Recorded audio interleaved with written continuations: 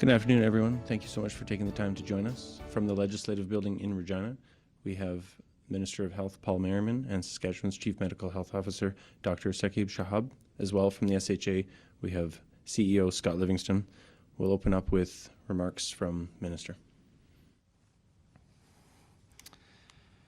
Good afternoon, and thank you very much for joining us here today. First off, I'd like to express my condolences to the friends and family of the individual that we lost yesterday to COVID-19. I'm going to keep my remarks fairly brief today. As I know, Dr. Shahab has a modeling presentation and some other information he wants to share with you today. I did want to say a few words about what we're doing to step up our testing and our contact tracing. I think by now we all understand the importance of testing and contact tracing in controlling the spread of COVID-19. The SHA has been approved to hire 76 additional staff to support provincial labs and have already hired 50 of those staff. The amount of testing has expanded as testing options have also expanded. There are currently test sites in 52 communities across the province, with 3 centres having drive-through testing: Regina, Saskatoon and Yorkton, with a 4th one in Prince Albert coming online soon. GenExpert testing devices are available in 18 sites in Saskatchewan, providing preliminary results within hours. The SHA is further increasing testing capacity by introducing rapid point testing, best utilized for asymptomatic testing in our hospitals and our long-term care homes. When fully developed, rapid testing will increase asymptomatic testing capacity by up to 640 tests per day. Testing itself doesn't get the job done. You need the contact investigations that are triggered by confirmed test results. The SHA continues to improve its contact tracing capacity, increasing resources from approximately 60 trained staff to approximately 400. More than 20 provincial government staff have been redeployed and trained to support contact monitoring. And another 40 will be made available to assist with negative result notification and data entry. More than 80 University of Saskatchewan nursing students are supporting our negative callback center. The SHA is also working with the federal government to access federal resources to support our contact tracing, including approximately 30 to 40 staff from Stats Canada. Right now, every confirmed case in the province has an average of 11 close contacts. With a higher number of cases being reported each day, contact tracing is becoming challenging, particularly in Saskatoon. The next few weeks will be very important, as it is pretty clear now that this pandemic will only end when we have a widespread distribution of a safe and effective vaccine. There has been some good news about vaccine in the recent days. But of course, production and distribution of millions of doses that Canada needs is going to take some time. The federal government has secured an initial batch of 6 million doses to be delivered in the first quarter of 2021, 4 million from Pfizer and 2 million from Moderna. Of those, Saskatchewan will receive approximately 180,000. Sask Health and the SHA are developing a plan to deliver the vaccine as swiftly and effectively as possible. The vaccine will be administered on a priority basis. I expect that we will be vaccinating seniors and frontline healthcare workers first. I look forward to the day when we have most of our province vaccinated, but that's going to take some time. And until then, we need to follow all public health measures and guidelines that will help keep us safe and those around us safe. And just a reminder, as of today, wearing a mask is now required in all indoor public places everywhere in Saskatchewan. Private gatherings in your home are now limited to no more than 5 people. And we strongly recommend that you do not have visitors from outside your household. And beyond that, keeping physical distancing, washing your hands, reduce the number of contacts as much as possible to limit your number of trips outside your home, and stay home whenever possible. These practices that are the bridge that will get us safely from now until the day we have a widespread vaccine. But we all need to build that bridge together. Dr. Shahab. Thank you. Thank you, Minister. So I'll maybe just start off with a few general remarks and then get right into our epidemiology and modeling presentation. So first of all, I'd also like to join Minister Merriman in offering my condolences to the friends and family of the Saskatchewan resident who passed away. And again, our increasing deaths and hospitalizations, again, are a reminder of why all of us should take the simple actions we need to take to bring our COVID numbers down. So I'll be showing a few slides about our updated epidemiology that I've shown in the past, and then some updated modeling that has been shared in the past. But I would like to emphasize that really modeling, we have very talented and sophisticated modelers in Saskatchewan. We're privileged to have them, and they look at a variety of inputs to impute what may happen into the future. So it's not a prediction, it's showing some possible scenarios. And that, of course, is taken along with epidemiology, other factors by the Saskatchewan Health Authority and by government to look at, okay, what are some potential outcomes, what measures do we have to take today that could make a difference tomorrow? And of course, it also informs all of us that because ultimately what we do today starts changing the model, because the imputation is dependent upon all of our actions. And finally, I'll just say that the modeling I'm presenting today, the modeling has been running throughout the pandemic, and as right from February, and it's been predicting optimistic scenarios and pessimistic scenarios. Obviously, we didn't need to pay too much attention to it over the summer because all the case numbers are low, but the modeling was working very actively to inform us about the outbreaks in the Northwest and Southwest. So they did some very focused work in those settings that was informative in terms of planning. But now, of course, with the rising case numbers, the modeling is informing us of potential possibilities in the future. And right now, they're imputing all the measures that have been taking place about how those measures, if all of us follow those measures, can have an impact on our case numbers. So I'll also commit to bring that work in a week or two once it's ready to show how what we're doing is what kind of an impact that's having. So with that, I'll maybe just start with the slides. And so I just talked about a bit about the role of modeling. Sorry,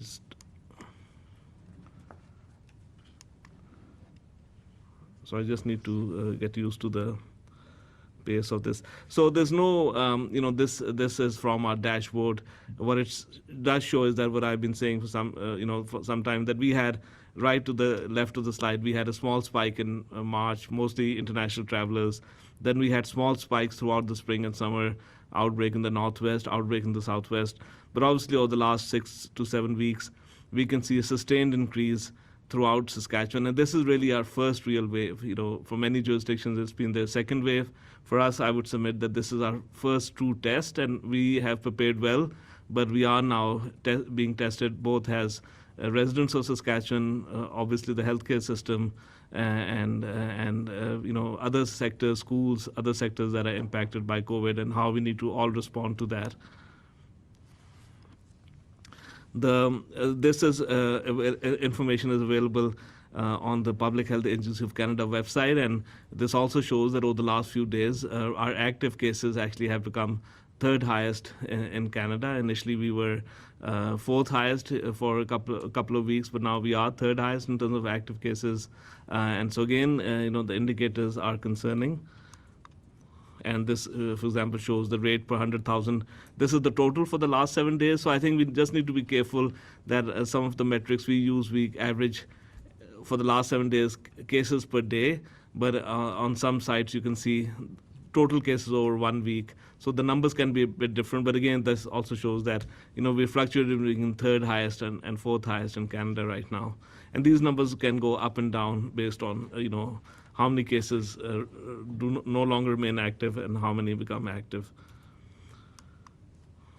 And this slide also shows something that I think is important, because what it shows is that if you look at all the 6 areas of Saskatchewan, and as you know, when we had our initial dashboard, now our map shows 13 geographies and 32 geographies, but initially we were just showing 6 geographies, the north, the far north, central and south, and then Regina and Saskatoon. So as you can see, we had the outbreak in the far north, so we saw that spike there, and then we had the outbreak in the southwest and central parts. We saw the spike there, and then when we had international travel, the bulk of the travelers were from Regina and Saskatoon, so a bit of a spike there. But now we are seeing a sustained increase, more marked in obviously Regina and Saskatoon, and also in the north, and to some extent far north, less marked in the south and central parts of the province, and part of it is related to population numbers, but definitely a sustained spike throughout the province. So again, our risk really is the same throughout the province. We can't say this part of the province right now is having a lower risk. This slide, I think, is really important, because what it shows is that if you look at our cases ever hospitalized and cases ever in ICU and number of deaths, we have had 229 people hospitalized, right through the pandemic, 67 in ICU, and unfortunately 32 deaths. And if you look at age ranges, we've had 6 hospitalizations and 1 in ICU under 19, no deaths. Thankfully, we have had 2 deaths in 20 to 39 age group, 3 deaths in 40 to 59, 17 deaths in 60 to 79, and 10 deaths in 80 plus. And if you look at our current hospitalizations, we have a total of 76, out of which 17 in ICU and 59 are in acute care. So again, we've had a lower rate of hospitalizations till about 4 to 6 weeks ago, but over the last 2 to 3 weeks, our hospitalization numbers are going up, and unfortunately our ICU admissions and deaths, and hence, a lot of concern obviously in the health system in terms of being able to ramp up and sustain this.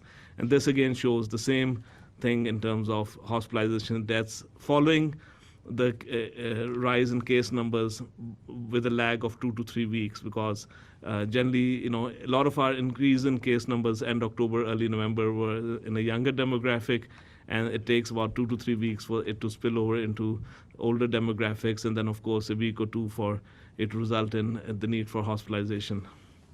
And again, you can appreciate that this really is throughout Saskatchewan. Sorry, so this was the slide that I was speaking to, that this just shows graphically the increase in hospitalizations throughout Saskatchewan. This slide shows exposures by type up to November 15, and this really looks at exposures by type from November 9 to 15, just over 1 week.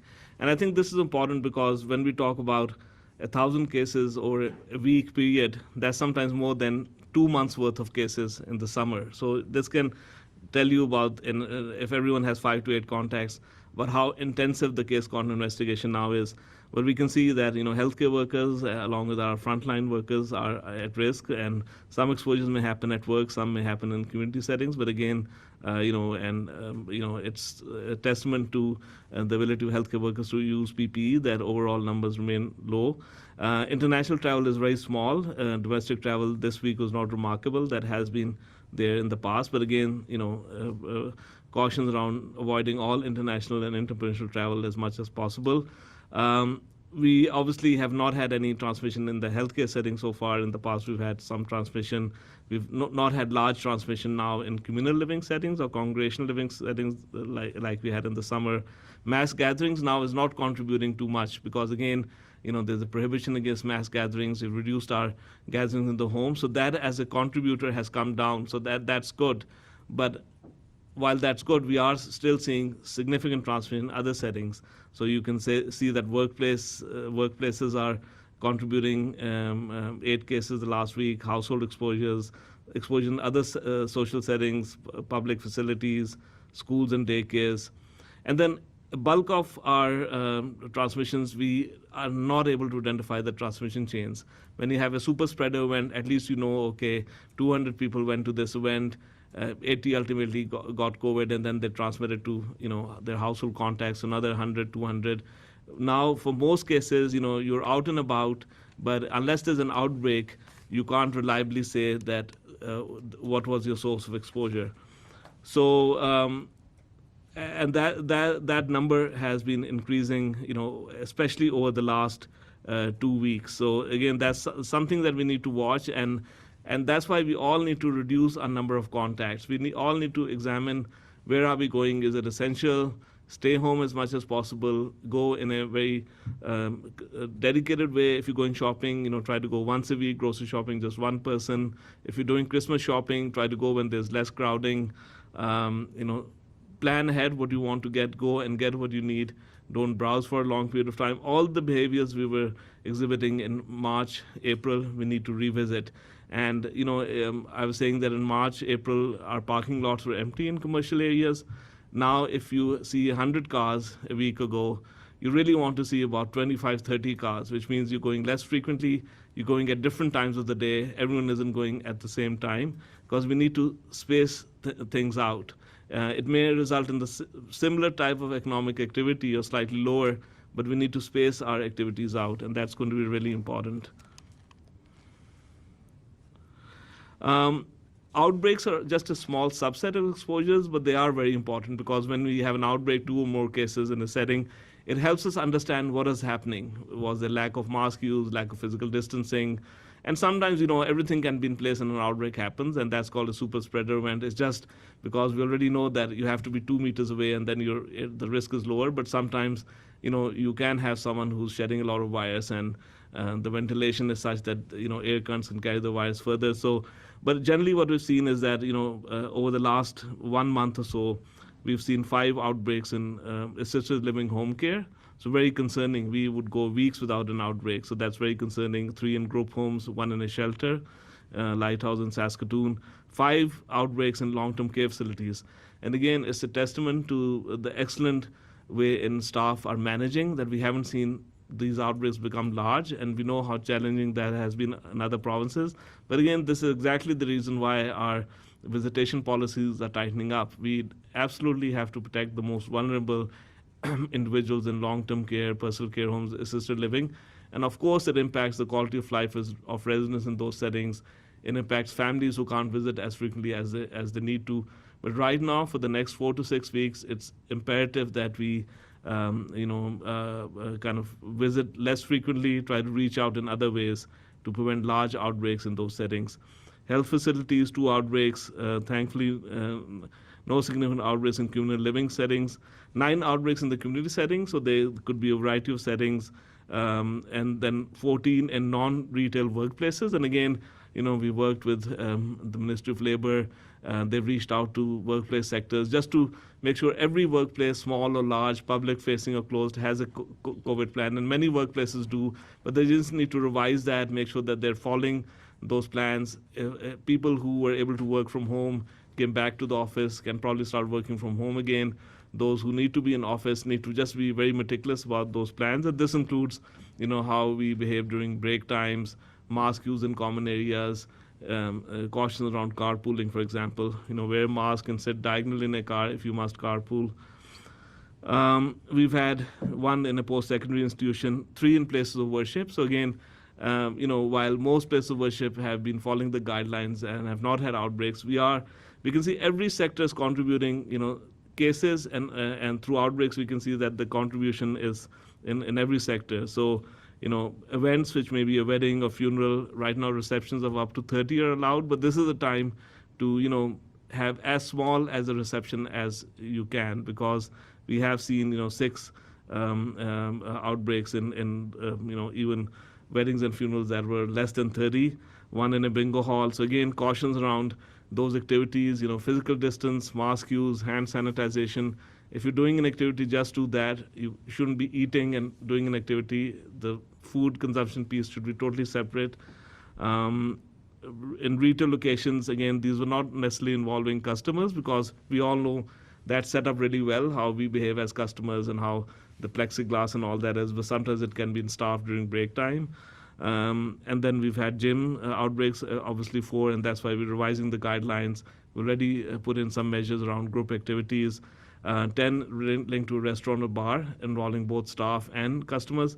Again, why this sector really, the guidelines that we looked at in some detail. And irrespective of the guidelines, we need to space things out. A room this size that could have 12 tables now maybe should have 4 or 6 tables active at a time. If you are going with someone who's not part of your household, maybe sit diagonally with almost 2-meter distance. I think we all need to think through that, and because this is going to be essential to reduce our transmission in all of these sectors, but especially some of the sectors where the risk of higher levels of transmission can be higher. And sports, again, we've had 8 outbreaks in sports. In many cases where someone plays a sport but also works in a particular setting. So in those cases, when you have a single case, all you can say is, okay, this person went to a restaurant, plays a sport, works in this kind of sector, but you can't pin it down. But the outbreaks do signify that sports do contribute, a significant proportion of the total outbreaks. So again, all these sectors, so personal gatherings are coming down, large events are coming down, but all these sectors are contributing, a small amount, and that all adds up to our 160, 170 cases a day. So we all need to look at all these sectors, and while the guidelines are being revised, we ourselves need to start slowing things down. Go to take part in these events less frequently, and just be very thoughtful when we even go shopping, for example.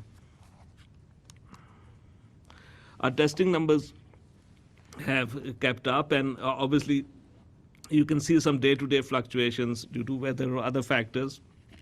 And sorry, I'll just...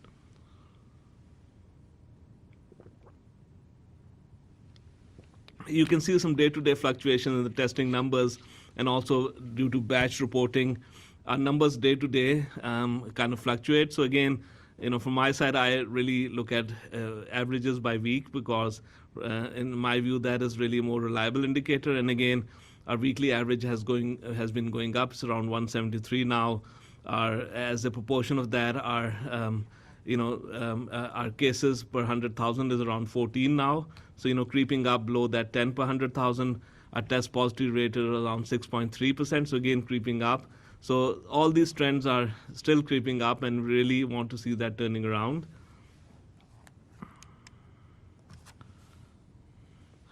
And this was actually, currently in Saskatchewan, our daily case rate per 100,000 average over a week is 14.5.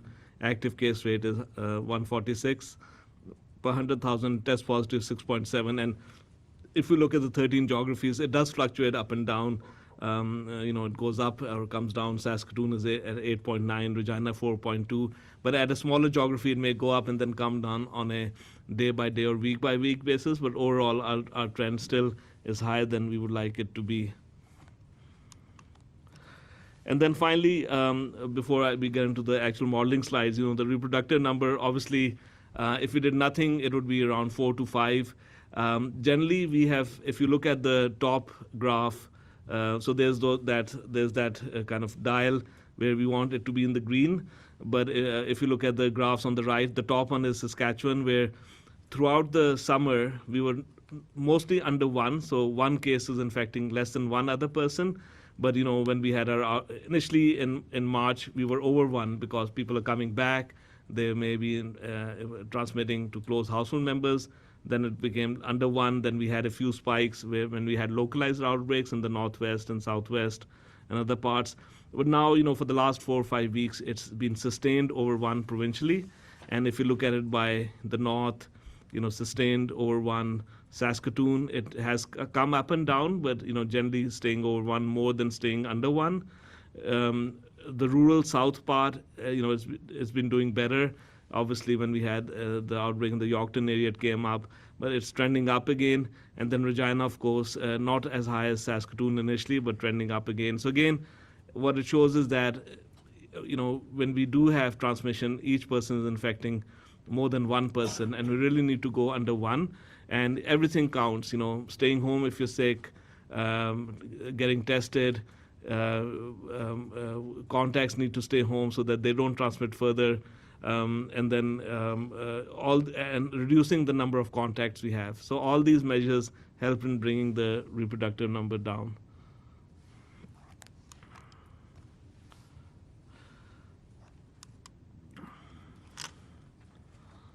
So I did talk a bit about the Y model, and so I'll just start here.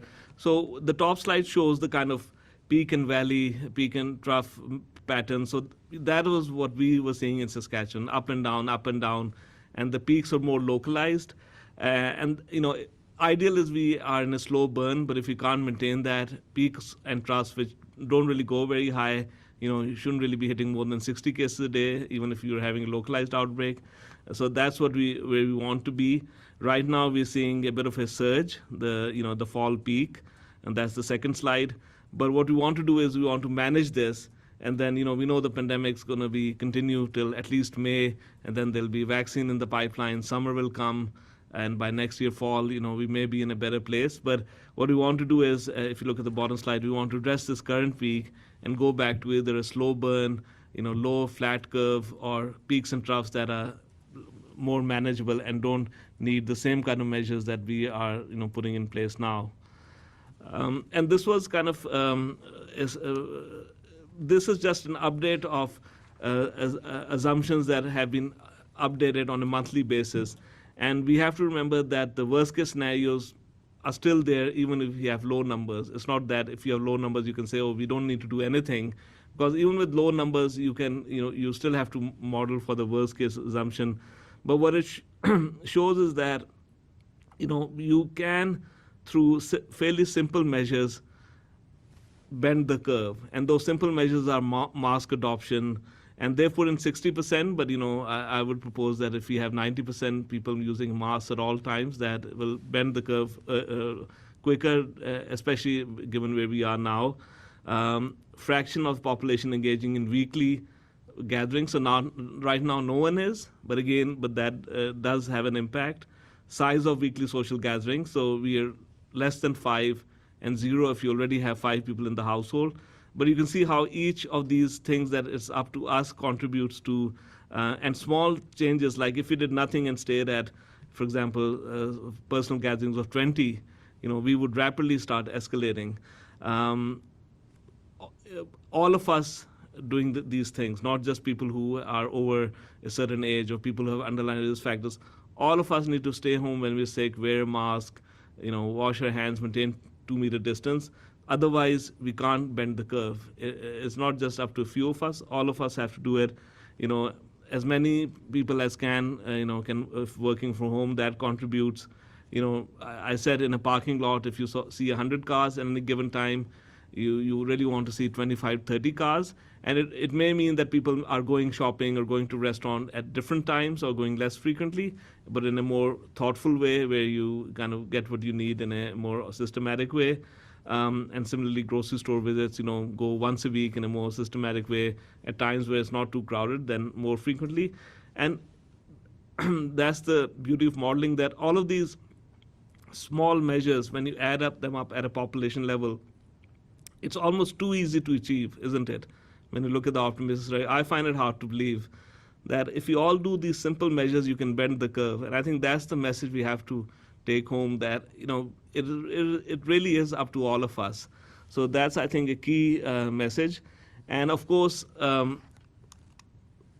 why it's important is because very quickly these numbers over time translate into, if you look at on the left, the gray slide shows the planning scenario that was made in spring, which seemed quite remarkable at that time. And then the green is where we want to be through those simple measures. But if we don't do them, then very quickly we can see an increase in hospitalizations, an increase in ICU admissions, and there's various scenarios that are being refined.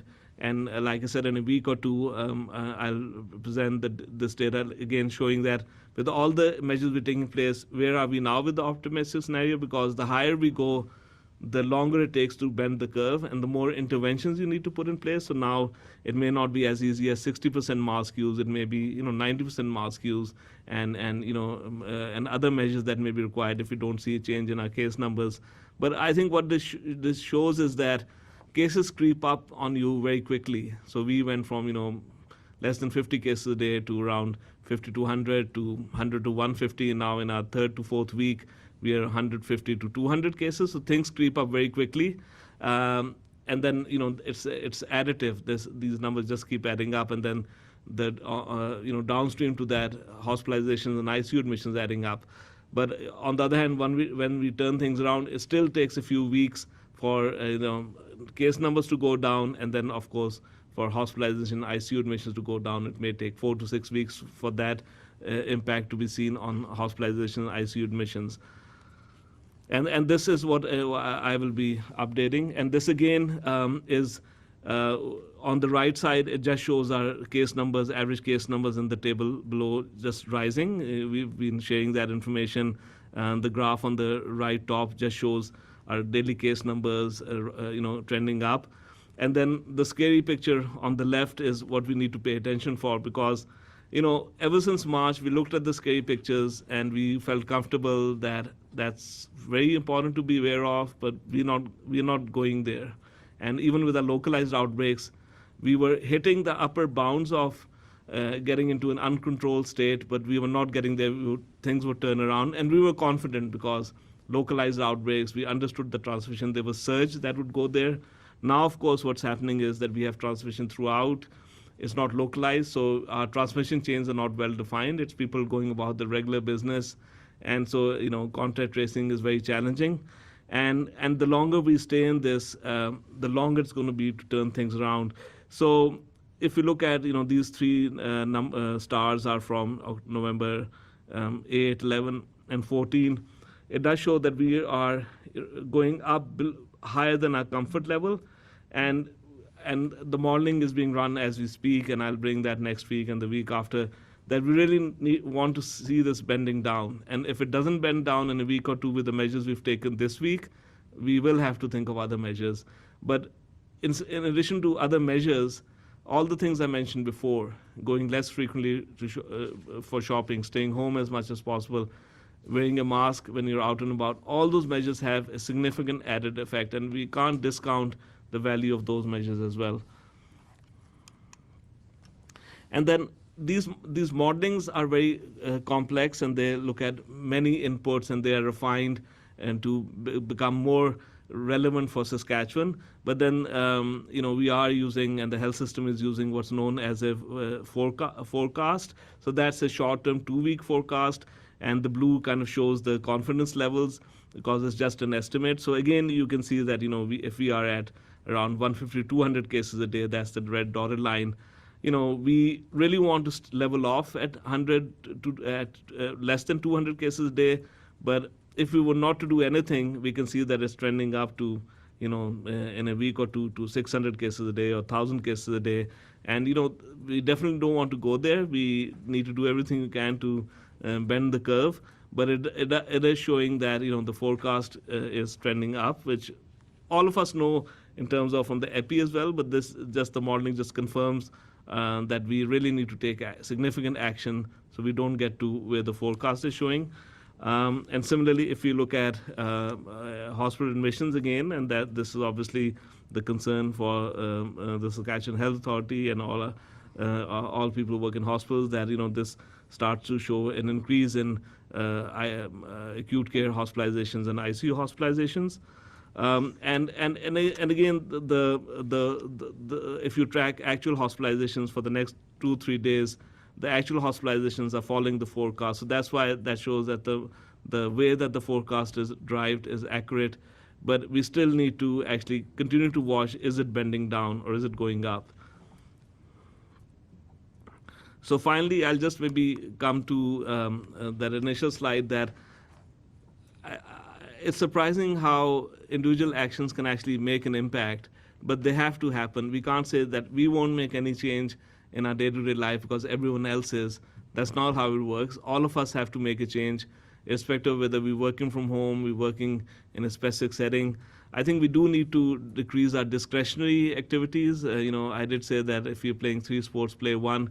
Even that, I think, see if over the next 2 to 4 weeks you'd rather do some conditioning exercises and maybe forego that sports activity.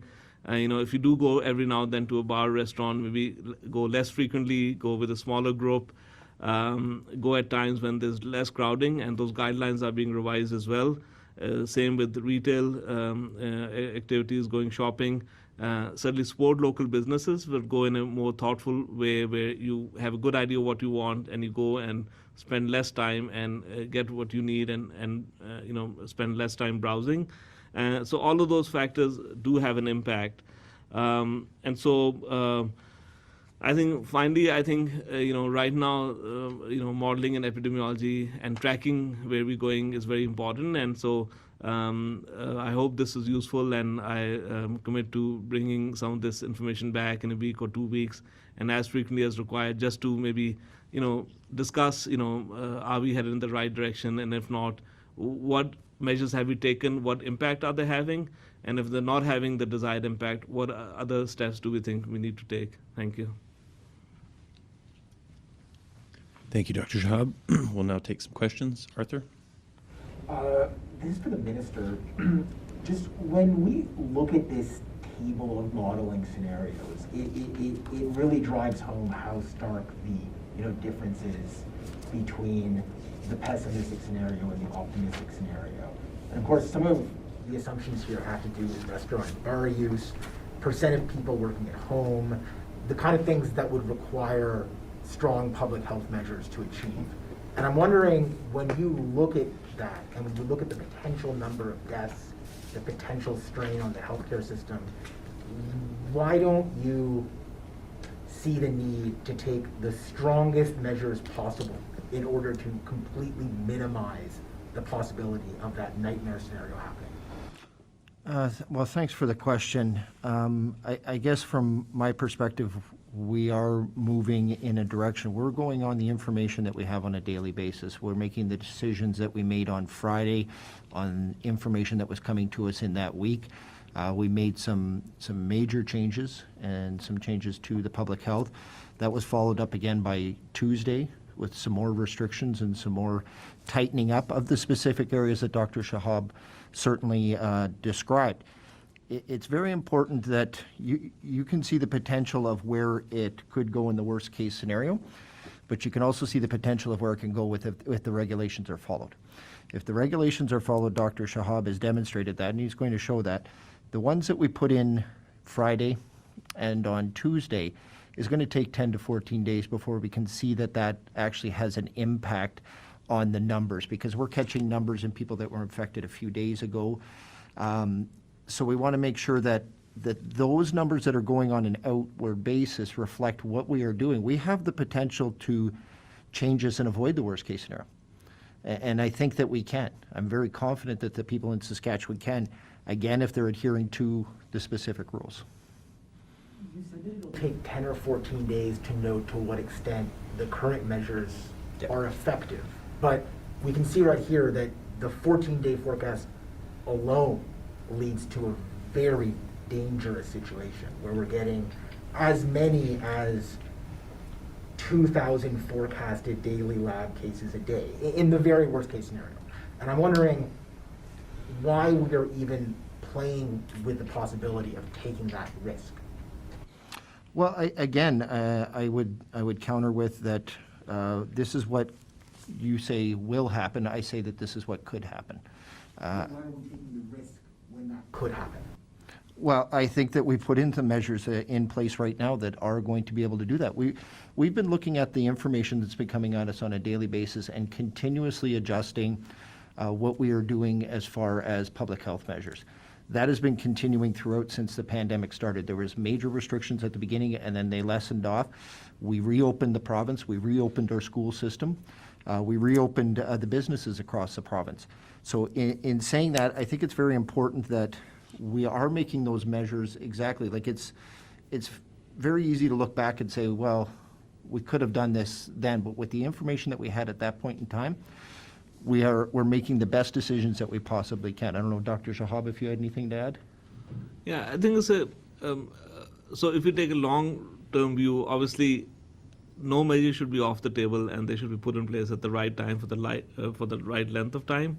But I think I would say, obviously the next week or two is going to be critical, and if our numbers are trending up, then I think we will have to reconsider all measures. So right now there's consultations happening with all those sectors, which could mean, tightening up guidelines, some voluntary changes in the layouts, which further enhances safety and reduces transmission risk, like, for group activities, going 3 meters away, not stopping them entirely, but going 3 meters away and separating out.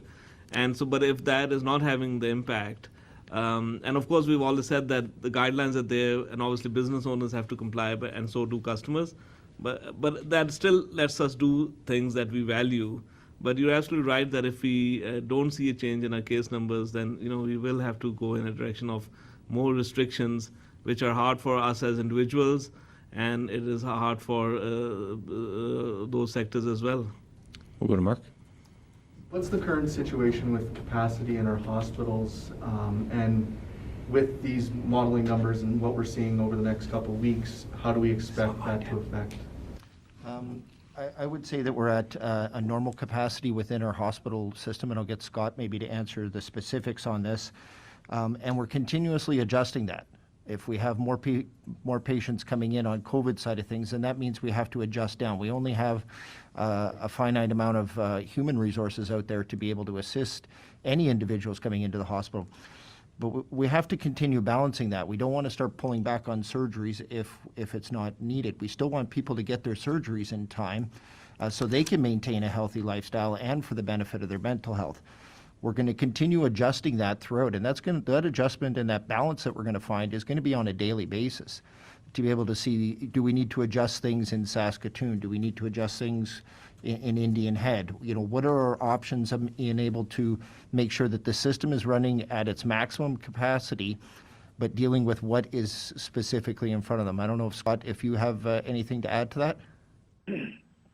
Well, I think just to reinforce, Minister, that the comment you made about right now the hospitals are busy, and in particular our tertiary centers, Saskatoon and Regina. But we know in Saskatoon there are a number of units that are experiencing significant pressure, particularly our ICUs in Saskatoon. That's why they're on bypass.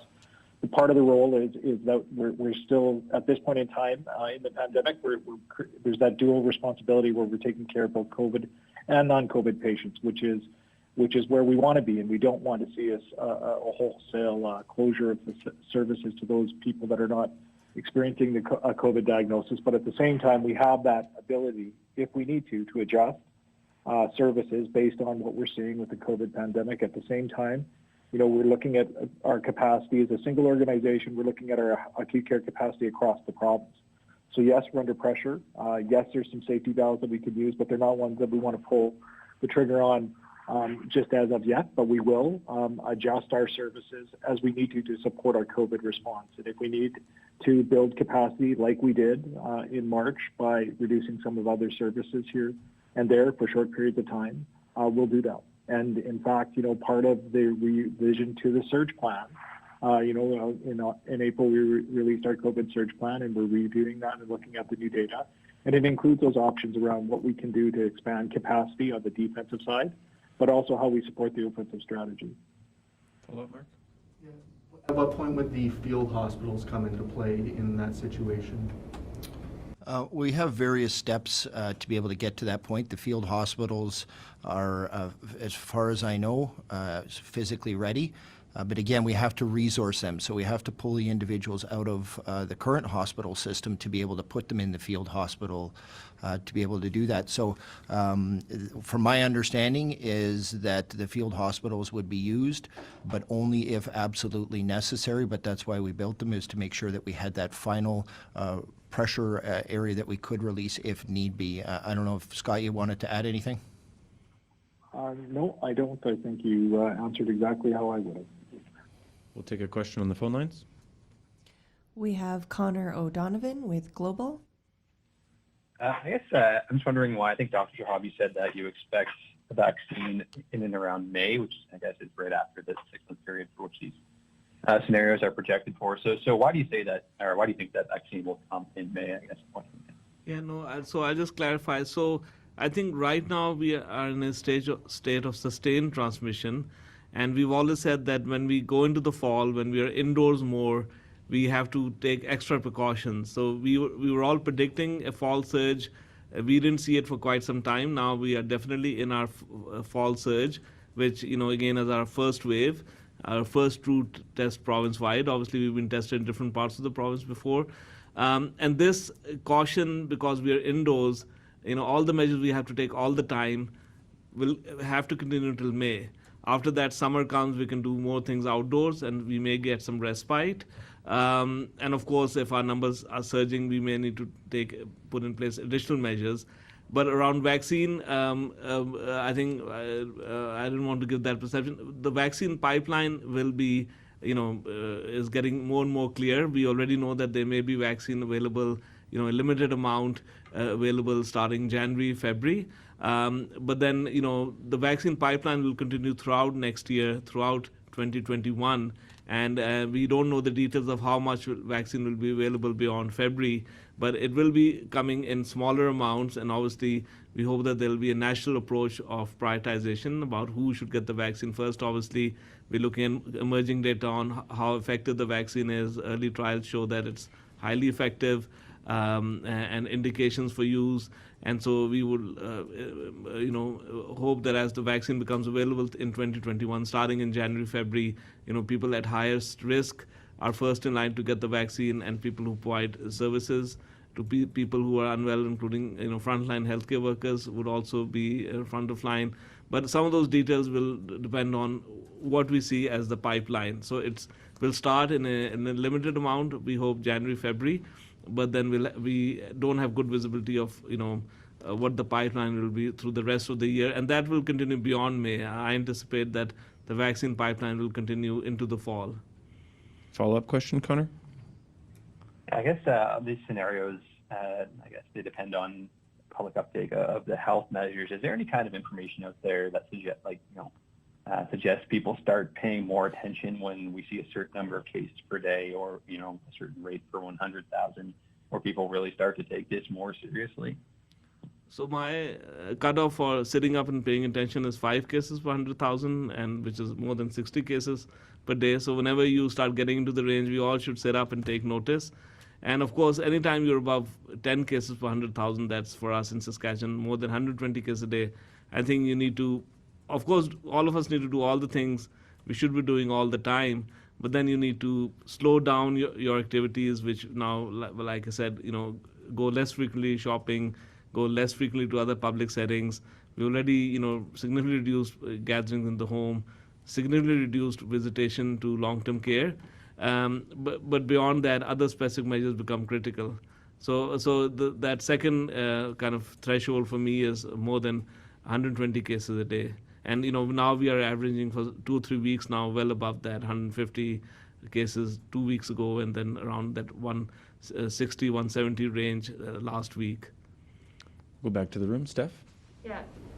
Minister, when this pandemic first started in the springtime, the language your government was using was the goal was to flatten the curve. Now it's bend the curve, we want to plateau. So why is the goal no longer to flatten the curve? I would say that the goal has always been to flatten the curve. And I don't think that we've moved away from that. We're continuously, the restrictions that we put in place last week and this week are all there to be able to flatten the curve. The whole point of everything that we've done since this pandemic has arrived on our doorstep is the reason that we were doing the flattening the curve was to make sure that the healthcare system wasn't overwhelmed. That was the first and foremost point of flattening the curve.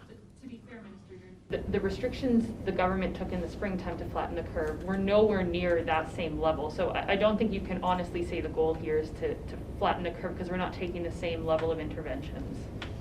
Well, I think when we were in the springtime, there was a lot of unknowns at that point in time. There was unknowns about how fast we were looking at, as Dr. Shahab had mentioned, the modeling that was coming out of Wuhan. We were also looking at the modeling which was coming out of Italy and some other jurisdictions across the world, which were very scary. We know more about the illness right now. We understand we're on the precipice of a vaccine, which we had no idea how long a vaccine would be.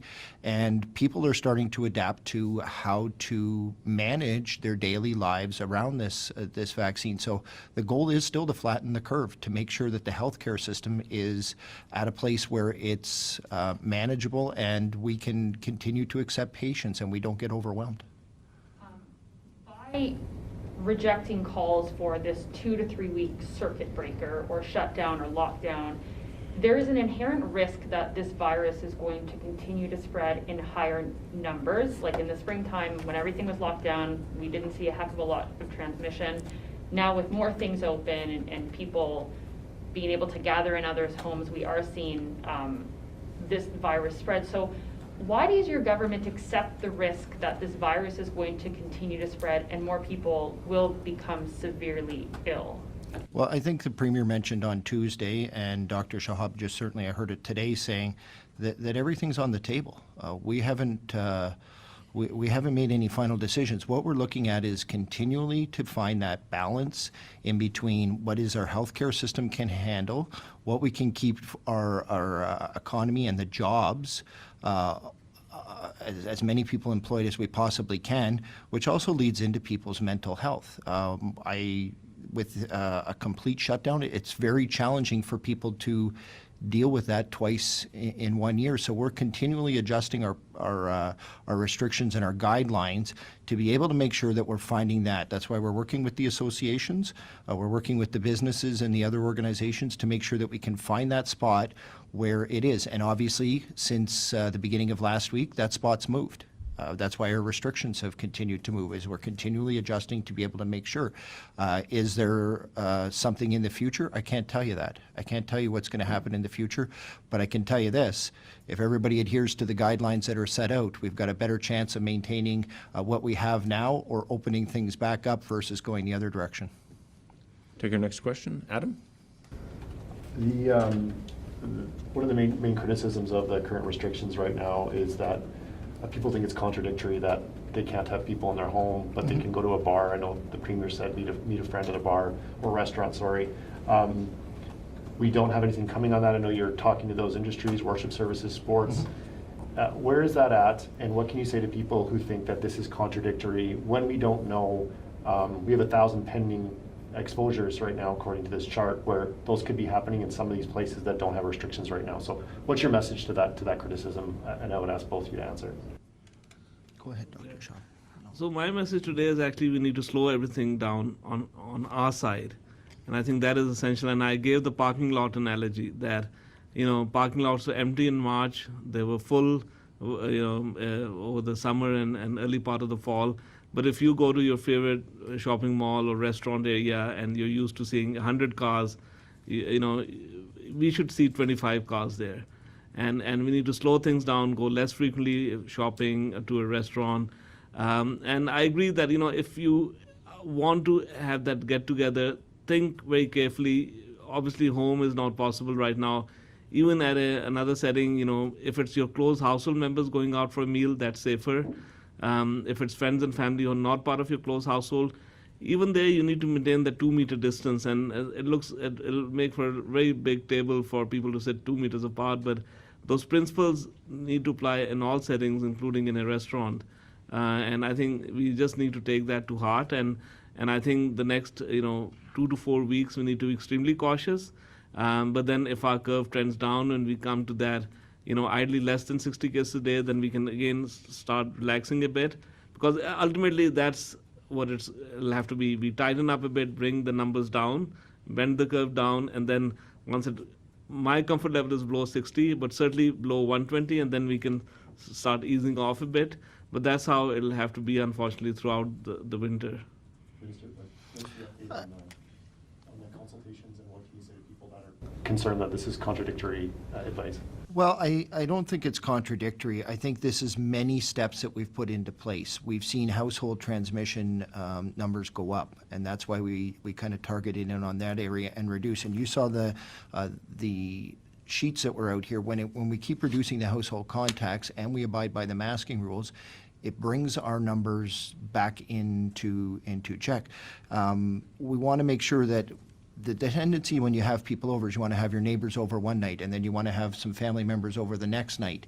And if you want to have, another different set of neighbors over the night after that, well, now you've got multiple points of contact in that. Whereas if you're going out to a restaurant or something like that, it's a very focused, and I'm going to go to the restaurant with this individual, and that might be the only outing that I have this week. The tendency in human nature is for invite people over and be friendly. We're from Saskatchewan. We want to be with our neighbors, and we want to be able to converse and find out what's going on in their lives. But we've seen the contacts, certainly the infection rates going up in the household, so that's why we've protected against that. And again, these measures will stay in place as long as the numbers remain high, but if we do our part, the numbers will start to turn, and we can look at options at that point in time. The advice from Dr. Shahab seems to not jive with what is being done as far as the measures go. So he's saying we should see less people, we should go out less frequently, but there's still opportunities for people to go to an event, go to a concert, for example, where they can have food service, go to church where there's a large numbers, go to a bingo hall, go to a casino. Are these things, are you contradicting the doctor in these cases? No, all of our guidelines are done in consultation with Dr. Shahab. We're not out making guideline recommendations without Dr. Shahab and his team having a close look at what we're doing to be able to find out what it is. The recommendations come from Dr. Shahab and his team, and we work with him to do what it is that we can, how we can get this out, how we can make sure that people are adhering to it, how we can get it communicated through the media, and make sure that we're getting accurate information out to the people, because there's a lot of misinformation about this virus out there, and we want to make sure that people are being advised of the facts about this and why we're doing it. We'll take one more question on the phone. We have Britton Gray with CJME. We're seeing more and more healthcare workers get sick with COVID-19 as they become more exposed to the virus. Is this concerning just due to the fact that we are seeing our hospitalization numbers also rising rapidly? So maybe I'll make some initial comments, and then maybe Mr. Livingston will have some comments. So obviously we know that from day one, healthcare workers have been there for us, and like Dr. Shaw said eloquently, we have to be there for them. So that's number one message. And number two, we also understand that with, use of appropriate personal protective equipment, healthcare workers have been able to minimize to a large extent exposure in the healthcare setting, but it is still an ongoing risk, especially when, you may not have, be expecting someone with COVID to come in a healthcare environment, not just the hospital setting, but primary care. So all those sectors where you provide healthcare or personal care now need to be extremely cautious and revisit their protocols and the use of appropriate personal protective equipment.